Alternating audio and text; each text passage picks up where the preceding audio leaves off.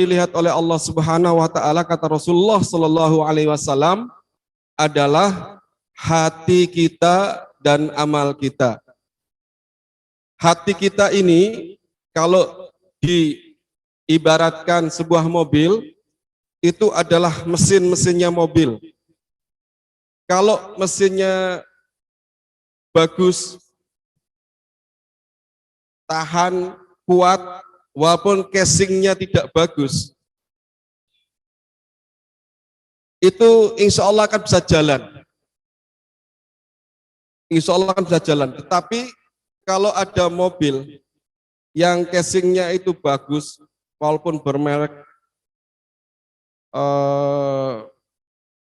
merek-merek yang mahal, tetapi kalau mesinnya itu rusak, itu nggak bisa jalan.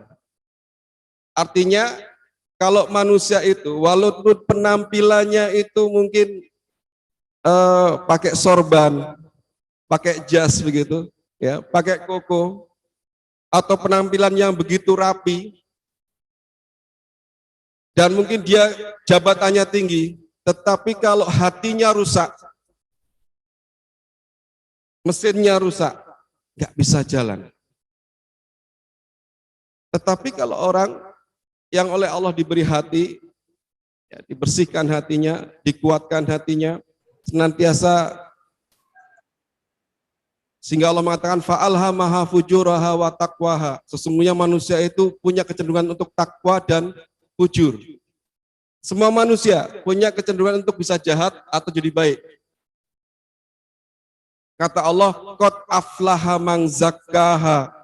Dan sungguh beruntung orang yang senantiasa membersihkan dirinya. Jadi dia pengennya cenderungnya baik saja. Kecenderungan buruk dia hilangkan. Kecenderungan buruk dia hilangkan. Jadi semua manusia fitrahnya itu punya dua kecenderungan ini. Walaupun dia seorang penjahat. Atau dia seorang ustadz, itu tetap punya kecenderungan baik dan buruk. Maka beruntunglah kita yang senantiasa qad aflaha man zakkaha, berusaha membersihkan jiwa kita. Jadi kita pengennya cenderungnya baik. Datang ke pengajian-pengajian, datang ke majelis-majelis zikir. Ini bentuk tazkiyatun nufus, zakkaha. Ya. Tetapi kalau kita melalaikan diri untuk membersihkan jiwa kita, jarang datang ke majelis-majelis ilmu, majelis-majelis zikir, datang ke tempat orang-orang ngaji, orang-orang soleh, maka kita bisa celaka. Karena hati kita kan terus kotor, lama-lama kita akan cenderung kepada keburukan. Kalau kita cenderung kepada keburukan, kita nggak kerasa, mati rasa kita. Kita melihat keburukan sudah biasa. Karena hatinya sudah kotor. Kalau hati sudah kotor, seperti sebuah bejana yang berisi air got, air comberan, dikasih batu, batunya nggak kelihatan, padahal batu itu kotoran besar.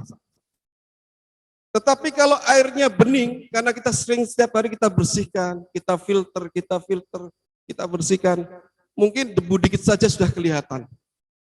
Kerasa. Sensitivisme kepada keburukan itu besar. Dia pinginnya baik, dan insya Allah menghadap Allah dalam keadaan baik. Sehingga Allah mengatakan, orang-orang yang selamat adalah man atallah biqalbin salim. Ketika dia menghadap Allah dengan hati yang selamat. Jadi kalau bisa kita ini menghadap Allah dalam kondisi hati kita ini selamat.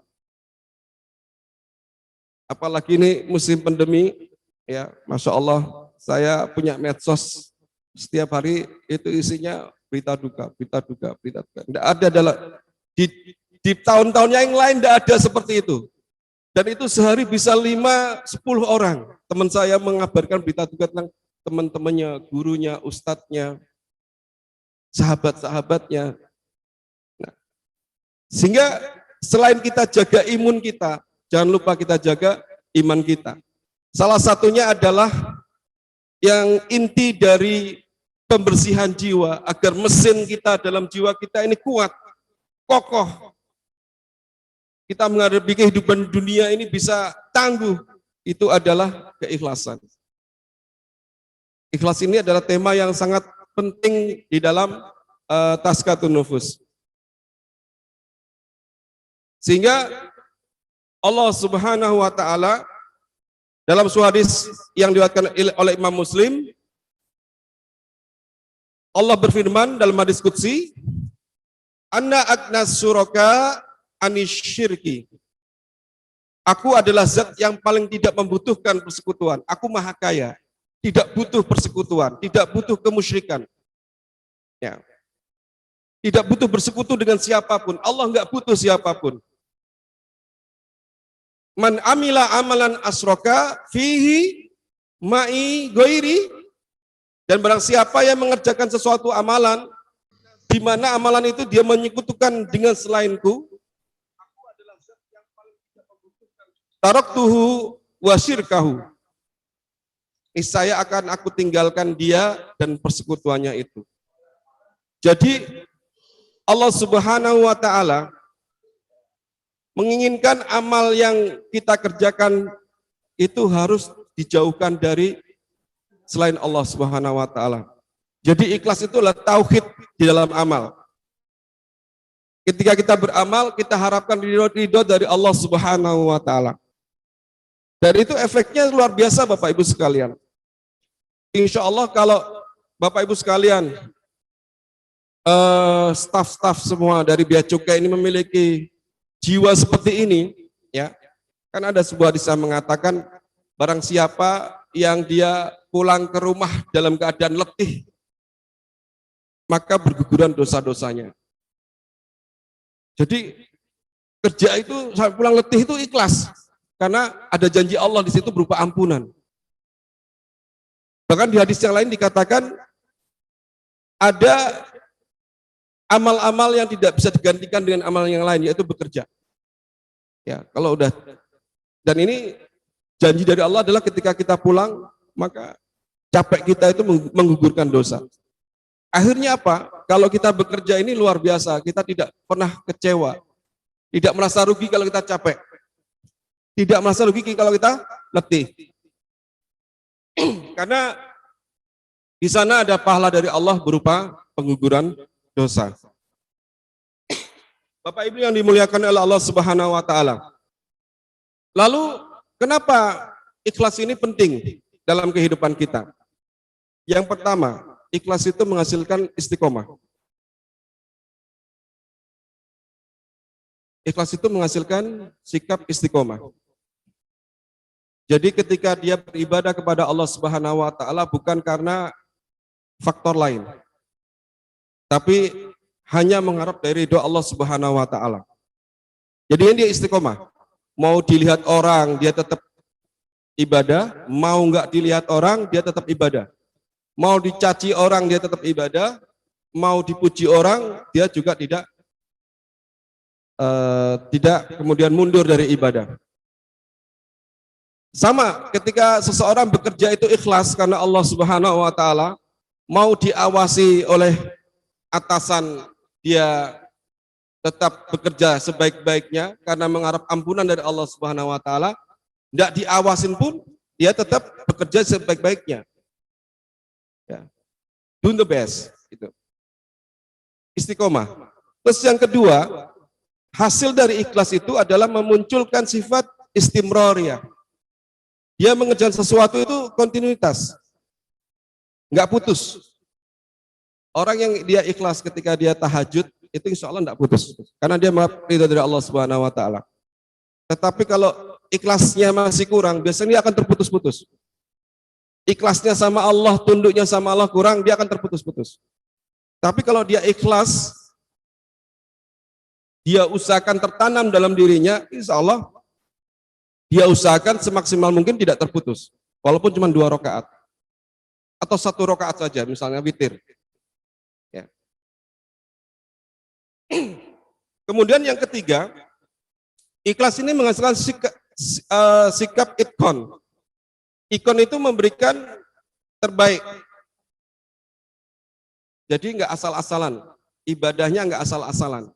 Dia menghadap Allah yang terbaik, pakai baju yang terbaik, kemudian dengan kekhusyuan yang terbaik, kemudian dia dengan persiapan yang terbaik. itu ikhlas. Karena dia ingin memberikan kepada Allah tentu bukan sesuatu yang buruk, tapi diberikan kepada Allah sesuatu yang terbaik. Dan ini kalau kemudian menjadi sikap kita dalam bekerja juga luar biasa. Kita akan memberikan yang terbaik buat kantor kita, buat perusahaan kita. Tidak ada yang kita cari kecuali kita mengharap ridho dari Allah Subhanahu wa taala. Bapak Ibu yang dimuliakan oleh Allah Subhanahu wa taala. Ikhlas ini adalah sesuatu yang sangat berat memang. Sangat berat. Para ulama mengakui ini adalah sesuatu yang sangat berat. Tetapi mau tidak mau memang kita harus dibersihkan amal-amal kita ini dari hawa nafsu dan niatan kepada selain Allah. Seorang sahabat bertanya, "Ya Rasulullah, bagaimana orang yang dia ketika berjihad ingin mendapatkan pahala dari Allah dan ingin dapat pujian?" Nanya, ada sahabat Nabi nanya, apa jawab Rasulullah? Dia tidak mendapatkan pahala dari Allah. Karena tidak boleh dicampur. Makanya kalau kita misalnya umroh, Pak, Bu, jangan sampai umroh kita ini diniatkan selain ibadah piknik. Ya. Selain ibadah adalah sekalian piknik ke luar negeri. Wah, ini bisa merusak ibadah kita karena banyak yang seperti ini. Kebetulan ini pandemi ya. Nanti semoga aja kita pandemi ini segera selesai dan kita bisa kembali bisa melihat Baitullah diundang oleh Allah Subhanahu wa taala. Dan ini berlaku pada ibadah yang lain. Sehingga memang yang namanya ikhlas itu hawa nafsu tidak boleh masuk di situ. Kita tidak boleh merasa menikmati, tapi lillahi taala. Ya. Bapak Ibu yang dimuliakan oleh Allah Subhanahu wa taala. Lalu apa? Ciri-ciri dari ikhlas. Ciri orang yang ikhlas bagaimana? Kalau tadi efek dari ikhlas, sekarang ciri dari orang yang ikhlas. Ciri orang yang ikhlas yang pertama adalah su'udzan binafsih walat iktirabil amal. Orang yang dia berburuk sangka pada diri sendiri. Jadi dia tidak ijab binafsih. Dia tidak bangga dengan dirinya. Dia tidak merasa orang yang paling soleh. Dia tidak merasa orang yang paling pinter. Dia tidak merasa orang yang paling alim, tapi justru dia su'udzon bin nafsi. Sebagaimana Umar bin Khattab ketika mengatakan ya, kalau ada kabar dari langit yang mengatakan ada satu orang manusia, ya semua masuk surga kecuali satu orang saja yang nggak masuk surga. Ini saya itu aku menyangka dia adalah aku.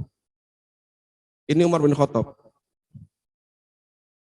Dia menganggap semua ini orang ini insya Allah diampuni oleh Allah. Kalau saya ini dosanya walau Allah nggak diampuni atau tidak, dia sampai begitu. Ini membuat dirinya itu dekat dengan Allah Subhanahu wa taala, ya. Tidak ijab, tidak merasa sombong. Wala iktirabil aman dan enggak tertipu. Umar bin Khattab termasuk 10 sahabat yang dijamin surga tetapi dia tidak tertipu, ya. Terus ciri yang kedua itu adalah ketika dipuji maupun dicela itu enggak berubah perasaannya. Ini susah ini. Ketika dipuji dia biasa saja, dicela pun biasa saja. Karena kita biasanya kan sebaliknya. Dipuji kita senang, dikritik kita marah. Tetapi orang yang ikhlas itu seperti kata Imam Ghazali, kalau ada orang yang mengkritik sebenarnya itu sedang menunjukkan kebaikan, sedang menunjukkan sesuatu yang berbahaya dalam diri kita. Sehingga kata Imam Ghazali, seharusnya orang itu suka dikritik. Artinya berterima kasih kepada orang yang mengkritiknya. Karena itu bagaikan orang yang dia sedang bawa sedang bawa kayu, kemudian pas kita mau duduk di kursi, dia membentak kita. Bentak kita sangat keras, sambil nyeret kita. Ternyata yang kita duduki adalah ada kalajengkingnya. Ya. Jadi kalau ada orang bersikap keras mengkritik kita, itu harusnya itu orang itu senang. Karena dia menunjukkan sesuatu yang berbahaya kalau itu masih ada dalam diri kita. Ya. Tetapi memang ini susah ya, perkara yang susah. Ya. Mungkin saya aja belum bisa melaksanakan gitu. Dikritik kok seneng itu. Belum bisa dilaksanakan, tapi harus dilatih. Ya, ketika ada orang mengkritik kita mengucapkan terima kasih Bu atas masukannya. Terima kasih Bu atas pesan dan kesannya begitu. Ya. Sehingga memang orang ikhlas ini diminta dadanya lapang begitu. Ya, walaupun rumahnya sempit, orang mukhlis itu orang yang bisa dadanya lapang. Dan ini luar biasa, harus dilatih kita menyukai kritikan. Karena kritikan ini berbahaya kalau terus ada dalam diri kita. Ya, sesuatu yang dalam diri kita itu harus dikritik, harus dapat masukan. Sekarang ini kan orang lebih suka menjadi asal Bapak senang. Akhirnya ini berbahaya. Tidak punya prestasi tapi dipuji-puji. Tidak punya kebaikan tapi dielu-elukan, diagung-agungkan. Ini berbahaya. Akan muncul orang-orang yang tidak berkompeten tetapi kemudian sangat berkuasa. Saya tidak menyinggung siapapun ya. Berbahaya. Ya. Tetapi kalau orang tadi dimunculkan sikap kritis dalam rangka untuk kebaikan, itu diperbolehkan dalam agama. Bahkan orang yang mukhlis harus suka dikritik. Gitu ya. Walaupun prakteknya susah ya.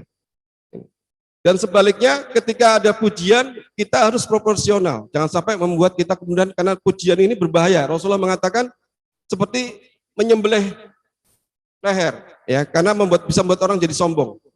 Ijab binafsi. Ya. Terus kemudian ciri yang ketiga, itu orang yang ikhlas, itu benci popularitas. Dan suka amalan-amalan yang tersembunyi. Maka para ulama mengatakan, kita harus punya amalan-amalan yang tersembunyi yang orang tidak tahu. Tahunya ketika kita sudah meninggal. Tahu-tahu ketika meninggal, ternyata kita ini sumbangannya banyak buat pondok pesantren. Tahu-tahu banyak fakir miskin yang kemudian merasa kehilangan donaturnya. Ya, tidak ada yang tahu, bahkan istrinya nggak tahu. Itu banyak yang seperti itu ya di sekitar kita. Mertua saya itu suka nyumbang ke masjid-masjid, tapi kita tahu cuma 1, 2, 3, 4 gitu. Ketika beliau wafatnya itu banyak yang disumbang, bahkan mertua istri saya itu, istri mertua, ya, ibu mertua mau saya, itu nggak tahu. Ternyata nyumbangnya itu lebih daripada itu.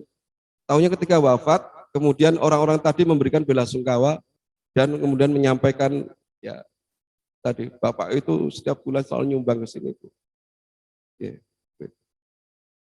Ini subhanallah, kita harus menjadi orang yang suka kemudian, sehingga sampai heran waktu itu ketika bapak saya wafat, bapak mertua wafat, itu mengucapkan la ilaha illallah, tahlil, dan tersenyum wafatnya itu.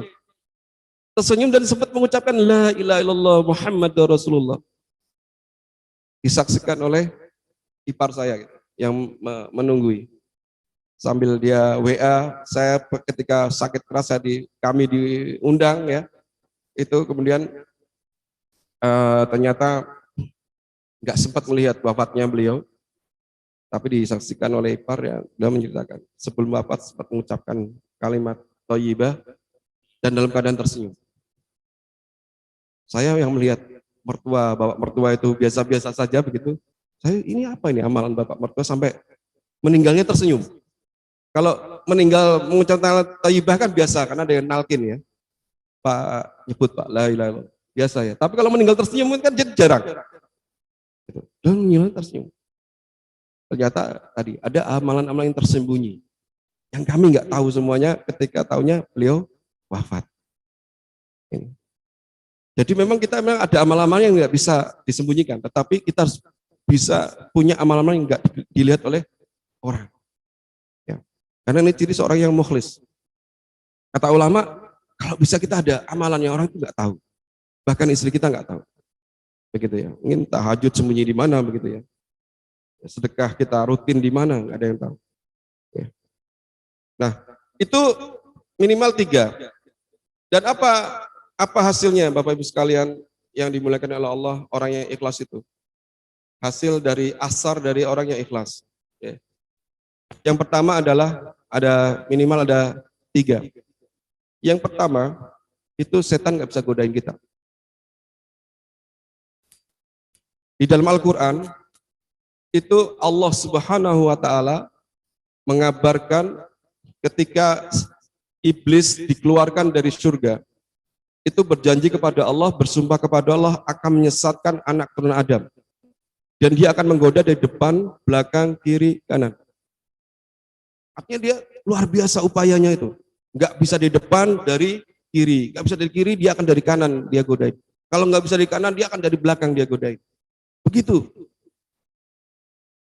Dia usahakan 20 Kalau bahasanya Kiai Haji Zainuddin MZ, kalau dia itu mahasiswa, maka yang datang setannya dosen. Kalau dia dosen, yang datang adalah setan selevel dekan. Kalau dia dekan, setan yang datang selevel rektor. Ya. Begitupun level kita ya. Yang lebih expert yang akan datang kepada kita ini. 24 jam. Tapi Allah mengatakan silahkan. Illa ibadakal. Dan setan mengatakan illa ibadakal mukhlasin. Satu saja yang nggak bisa digoda, yaitu orang yang ikhlas.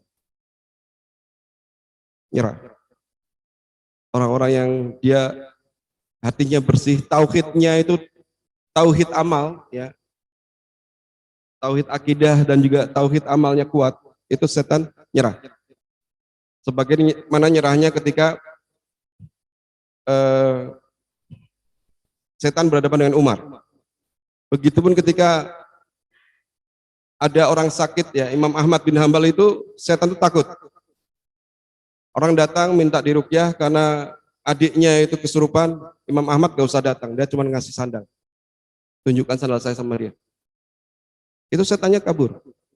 Gak perlu Imam Ahmad yang datang. Ini ulama yang mukhlis begitu. Ya. Nah, terus yang kedua, itu orang yang ikhlas, itu doanya makbul. Hati-hati kita sama orang yang kelihatannya sederhana, gitu, rajin ke masjid, innama ya'muru masajidallah man amana billah wal yaumil akhir. Gitu. Ya, mungkin dia tidak punya jabatan, dia nggak punya pangkat, dia nggak punya karir, dia bukan orang kantoran, tetapi kalau dia berdoa, makbul. Orang yang ikhlas makbul. Itulah kenapa doa Bapak Ibu kita itu makbul. Kenapa Pak? Karena nggak pernah, Bapak Ibu itu nggak pernah minta balasan sama anaknya. Cinta yang paling ikhlas manusia itu Bapak Ibu. Dari kecil kita bayi itu, yang mungkin yang sudah punya anak kan merasakan ya.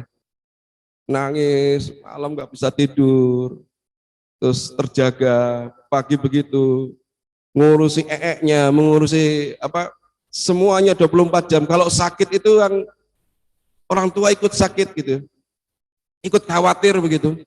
Ya kan, disekolahkan dari kecil sampai besar, maka doanya itu makbul kepada anaknya, karena cinta dan amal dia kepada anaknya itu ikhlas, gitu. Ya karena cinta. Kalau seorang anak sakit, bapak ibunya itu apa? Mendoakan panjang umur, ya Allah sembuhkan segera. Ya kalau bisa saya menggantikan sakit. Tetapi kalau anak bapak ibunya sudah sepuh sakit, ya Allah segerakan kan gitu ya. Berilah yang terbaik gitu. Ya kan? Beda cinta anak sama cinta orang tua itu. Ya. Nah, itu makanya makbul doa kedua orang tua pada ininya, ya kan? Menyusui sampai 2 tahun begitu, Masya Allah. Nah,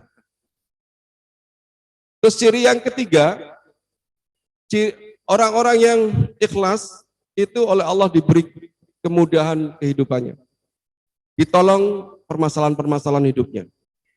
Ditolong permasalahan-permasalahan itu. Wa may yattaqilla yaj'alahu makhraja wa yarzuqhu min haitsu la yahtasib. Barang siapa yang bertakwa kepada Allah Subhanahu wa taala, yang bisa ikhlas orang yang bertakwa, Pak. Bu. Berat ikhlas itu. Kalau ada orang yang ikhlas mukhlis, pasti dia bertakwa. Tidak bisa tidak. Karena ikhlas itu berat. Wa may yattaqilla yaj'alahu makhraja min haitsu la yahtasib. Kalau dia punya masalah, Allah akan kasih jalan keluar. Bahkan jalan keluar ini dia nggak nyangka, nggak dia sangka-sangka.